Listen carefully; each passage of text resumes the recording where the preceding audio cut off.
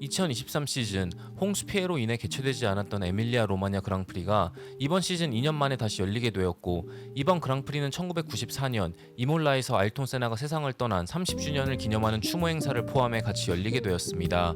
2년 전 은퇴한 세바스찬 베텔이 오랜만에 패독의 모습을 드러냈고, 자신이 소유하고 있는 세나가 1993 F1 시즌에 운전했던 맥라렌 MP4를 직접 이몰라까지 갖고 와서 데모 주행을 하며 세나를 기리는 시간을 팬들과 함께 가질 수 있었습니다. 이뿐만 아니라 베텔은 드라이버들과 팀 멤버들과 함께 트랙을 달리며 세나를 추모하는 시간도 가졌습니다. 오랜만에 스프린트 레이스가 열리지 않은 주말이었던 만큼 많은 팀들이 업그레이드 패키지를 도입했고, 프리프랙티스 세션에서는 페라리가 강세를 보이며 수많은 티포시들을 설레게 만들었습니다. 이에 반해 레드불은 프리프랙티스 세션에서 계속해서 부진한 모습을 보이며 차량 밸런스를 잡지 못했지만, 막상 베르스타펜은 가장 중요한 Q3 세션에서 맥라렌을 근소한 차이로 따돌리며 세나의 기록인 8그랑프리 연속 폴포지션 기록과 동률을 이뤘습니다. 메인 레이스에서도 베르스타펜은 마지막 랩까지 포기하지 않고 자신을 추격해온 랜도 노리스를 가까스로 따돌리며 짜릿한 우승을 기록했고, 노리스는 하드 타이어를 이용해 레드불과 베르스타펜보다 더 빠른 페이스를 마지막 랩까지 보여주며 모두를 놀라게 만들었지만, 아쉽게도 자신의 두 번째 그랑프리 우승, 마이애미 그랑프리 우승에 이어 2연승을 달성하는 데는 실패했습니다. 그리고 페라리의 샤를이 3등으로 포디움의 마지막 한 자리를 차지했습니다. 오늘도 전체적인 레이스 리뷰가 아닌 흥미로웠던 뒷이야기들로 영상을 만들었습니다. 마이애미 그랑프리에서 공격적인 업그레이드 도입으로 그랑프리 우승을 차지한 맥라렌의 비약적인 성능 발전 덕에 많은 팬들은 페라리의 대규모 업그레이드 패키지가 이몰라에서 비슷한 성능 향상을 이뤄낼 거라 기대하고 있었습니다. 페라리는 새로운 프런트윙과 리어윙, 레드불을 벤치마킹한 오버바이트 사이드포드 흡입구와 디자인, 엔진 커버, 플로어, 디퓨저, 후방 서스펜션을 도입했습니다. 하지만 레드불, 에스턴 마틴, 메르세데스도 업그레이드를 준비했기 때문에 페라리는 이번 업그레이드 패키지가 눈에 띄는 성능 향상으로는 이어지지 않을 거라는 조심스러운 의견을 내놨습니다. 업그레이드에 대해 카를로스 사인즈는 업그레이드 패키지는 우리가 예상했던 만큼의 성능 발전을 이뤄내는 데 성공했다. 하지만 무슨 연유로 모두가 우리의 성능이 갑자기 비약적으로 발전할 거라 기대했는지는 모르겠다. 0.1초만 더 빨라져도 그건 엄청난 성과이고, 정확히 우리가 얼마나 더 빨라졌는지 말할 수는 없지만 모두의 기대만큼은 아니다.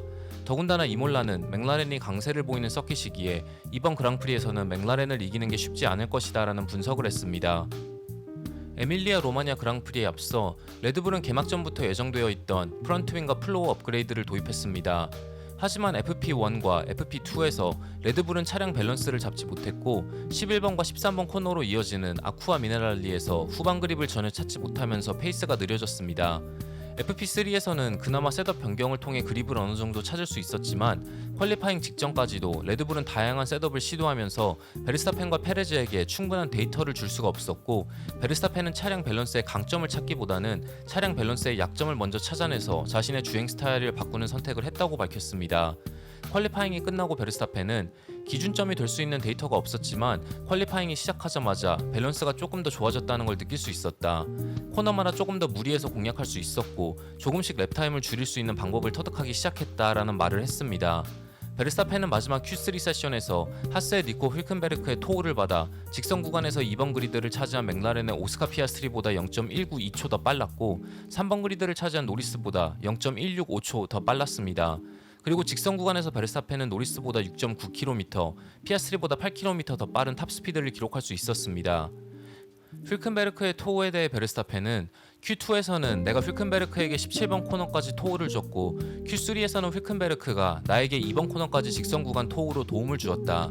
생각보다 이번 코너까지 빨리 도달했기에 살짝 코너에서 에이펙스를 찍지는 못했지만 그래도 도움이 되었다. 이번 주말 내내 페이스를 찾지 못하고 있었기에 조금이라도 이득을 얻을 수 있는 모든 방법을 강구해야만 했다 라는 말을 했습니다. 한편 퀄리파잉이 끝나고 휉켄베르크는 베르스타펜과 서로 도움을 주고받았다. Q2에서 베르스타펜이 몇 번이나 토우를 내주었고, Q3에서는 그 은혜를 갚을 수 있었다. 가끔씩 서로 도움을 주고받을 수 있어야 한다 라는 말을 남겼습니다. 일본에서 이미 한번 업그레이드 패키지를 도입했던 에스턴 마틴은 이몰라에서도 꽤 큰 규모의 업그레이드 파츠들을 준비했습니다. 새로운 프런트윙, 노즈, 플로어, 디퓨저, 엔진 커버, 후방 서스펜션 등을 준비한 에스턴 마틴은 FP3에서 페르난도 알론소가 사고를 내며 데미지를 입었고, 이 여파는 퀄리파잉까지 이어지면서 알론소가 19번 그리드를 차지하는 충격적인 결과로 이어졌습니다. 결국 알론소는 피트레인 스타트를 하는 결정을 내렸고, 메인 레이스에서도 순위를 올리는 데 실패했습니다.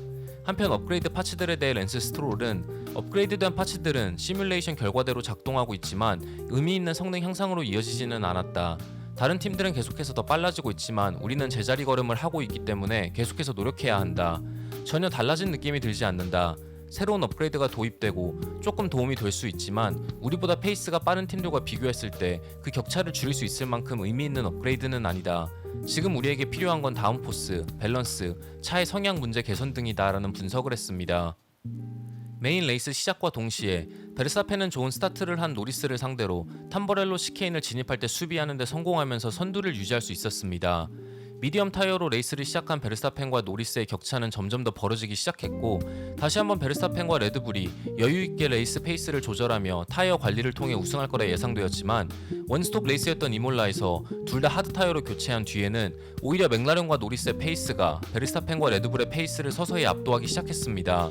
노리스는 한때 6초 이상 뒤쳐져 있었지만 체커 플래그까지 6바퀴를 남기고 베르스타펜과의 거리를 2초까지 줄였고 포기하지 않고 베르스타펜을 추격했지만 0.7초 차이로 2등으로 체커 플래그를 받는데 만족해야만 했습니다. 레이스가 끝나고 노리스는 마지막 랩까지 모든 걸 쏟아부었지만 레이스 초반 베르스타펜에게 너무 많이 뒤쳐졌다. 미디엄 타이어를 사용했을 때 레드불은 우리보다 훨씬 더 빨랐고 하드 타이어를 낀 상태에서는 우리가 좀 더 빨랐다. 그랑프리 우승을 하지 못해 아쉽다라는 말을 하는 게 이상하게 들릴 수도 있겠지만 지난 그랑프리에서의 우승과 우리가 이뤄낸 성능 발전을 고려하면 그랑프리 우승이라는 목표는 더 이상 비현실적인 게 아니다라는 인터뷰를 했습니다. 노리스의 타이어 관리 능력에 대해 맥라렌의 감독인 안드레아 스텔라는 페이스를 희생하며 미디엄 타이어를 아낄 수밖에 없었다. 초반에 후방 타이어 마모가 너무 심했기에 이번 레이스는 앞서가는 차를 추격하는 것보다 뒤에서 따라오는 차를 상대로 수비하는 것에 더 집중해야 되는 레이스가 될 거라 예상했다. 하지만 하드 타이어로 교체한 뒤 타이어를 보존하며 페이스를 유지할 수 있었고 이 덕분에 마지막까지 타이어의 그립을 유지할 수 있었다. 타이어 관리 능력은 F1에서 좋은 성적을 내려면 필수적으로 갖춰야 하는 능력이고 이제 노리스는 타이어 관리의 마스터가 되었다고 해도 과언이 아닐 것이다. 피아스트리가 퀄리파잉에서 페널티를 받지 않았더라면 충분히 더블 포디움도 노릴 수 있었던 레이스였다. 남은 시즌에 대한 희망을 가질 수 있었던 그랑프리였다라는 분석을 했습니다. 에밀리아 로마니아 그랑프리를 앞두고 베르스타펜은 같은 주말에 열리는 아이레이싱 뉴르부르크링 24시 심 레이싱 대회에 자신의 팀인 팀 레드라인 소속으로 참가할 계획이라는 발표를 했습니다. 24시 레이스는 현지 시각 토요일에 시작해 일요일 아침에 끝나는 레이스이기에 도대체 베르스타펜이 어떻게 그랑프리 스케줄을 소화하며 심 레이싱 대회에 참가할 계획인지 많은 사람들이 궁금해했고 베르스타펜은 3명의 팀메이트와 함께 대회에 참가하기에 자신의 그랑프리 스케줄에 맞추어 심레이싱 스케줄을 잡는다면 충분히 참가할 수 있다고 자신했습니다. 베르스타펜은 F1의 유럽 일정에 맞춰 새로운 시뮬레이터를 주문해 서킷마다 갖고 다니며 심레이싱을 즐길 계획이라고 합니다. 그리고 팀 레드라인은 대회를 우승했고 베르스타펜은 이몰라 그랑프리를 우승하면서 베르스타펜이 F1에 집중하지 않았기에 이번 주말 레드불의 성적이 저조했다라는 여론을 한 번에 잠재울 수 있었습니다. 심레이싱 대회에 대해 베르스타펜은 당연히 예정된 시간에 잠들어야 완벽한 상태로 메인 레이스에 참가할 수 있다. 하지만 그 전날 밤 내가 뭘 하든 그건 내 맘이다. 다른 드라이버들은 저녁 식사를 하러 외출한다거나 다른 것들을 하며 시간을 보낼 수 있고 나는 심레이싱을 하며 시간을 보낼 뿐이다. 만약 내가 무리를 해 F1 그랑프리를 망칠 확률이 높았다면 난 심레이싱 대회에 참가하지 않는 선택을 했을 것이다.